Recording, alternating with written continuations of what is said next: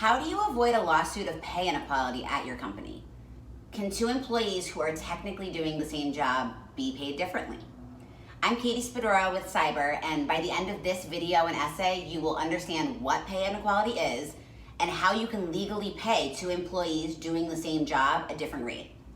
This is a question that we do see a lot.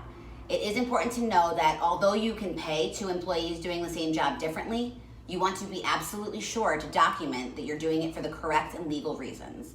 It's important to avoid pay inequality or unequal pay in your company and close the pay gap when possible. When workers in seemingly identical jobs are paid differently, the employer leaves themselves open to claims that the motivation for the different pay is discriminatory, particularly if the person on the lower end of the pay scale is a member of a protected class. Title VII of the Civil Rights Act of 1964 prohibits employment discrimination based on race, color, religion, sex, and national origin. If you're a business owner, you must know about the Equal Pay Act. This act prohibits employers from paying minorities less than their non-minority counterparts when they have the same amount of experience.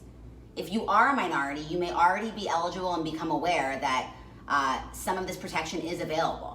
If an employee thinks that they are being discriminated against based on any of those protected classes, age, gender, disability, they are urged to directly contact the U.S. Equal Employment Opportunity Commission and file a complaint. As a business owner, you do not want to be on the other end of that. The goal is to be fair in every area of your business, and the EEOC shouldn't come knocking on your door with a claim that seriously can damage your business or your reputation. It's not good. By the end of this essay and video, you'll know how to avoid pay inequality and a potential lawsuit at your company. To be sure that you are providing your employees with the safest and most fair place to work, it's important to follow what we're discussing here. Remember, happy employees want to stay and work for you. Employees who feel like they're being taken advantage of will go work somewhere else. In my opinion, the most important thing, not only in life, but in business and in HR, is to treat others how you would want to be treated.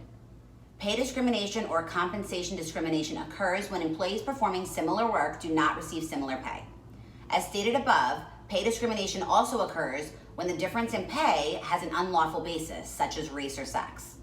This is why it's super important that as a business owner you have documented support as to why two people would be receiving different pay when they're doing seemingly the same job. There may be a legitimate reason for a difference in pay based on their background, education, experience. However, if these reasons are not documented internally at your company, you are opening yourself up for serious potential liability regarding pay inequality. It may be very true that your female employee has much less experience than your male employee, but again, if it's not documented, you are already potentially putting your business at a great risk. So, how do you prove that the pay difference is for the right reasons? Great question, thanks for asking. The best way in our experience to prove and document that difference in pay is by working on the job description, making sure that that difference in pay has nothing to do with being a member of a protected class, like we said, age, sex, race, and disability. Be sure that your job descriptions are updated regularly. How do you update your job description to be sure you have a solid defense? Again, another great question. First, I'm sure that when I create a job description, it has a pay range. The pay range can provide you, the business owner, the opportunity to pay different rates for the same position.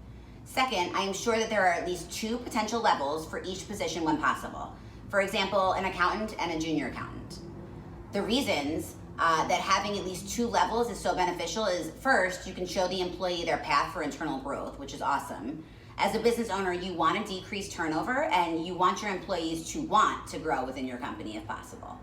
Second, if there are clear differences in education or experience, you potentially as a business owner may have a legitimate reason to pay two different employees doing the same job different rates. In this scenario, our accountant job description would draw out a higher requirement than the junior accountant. For example, maybe I require the higher level accountant to have a bachelor's degree in accounting, and the junior level accountant just needs to have some college experience in that area. Companies can complete periodic pay analysis to review current pay rates and avoid being blindsided with pay disparity complaints.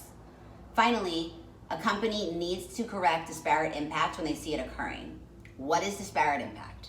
Disparate impact in the U.S. labor law refers to practices in employment, housing, and other areas that adversely affect one group of people of a protected class more than another, even though rules applied by employers or landlords are formally neutral. That means that it doesn't matter if you have a job description in place or that you do training regularly. As a business owner, you must be vigilant to be aware and be sure, no matter what, discrimination does not occur or exist in your business.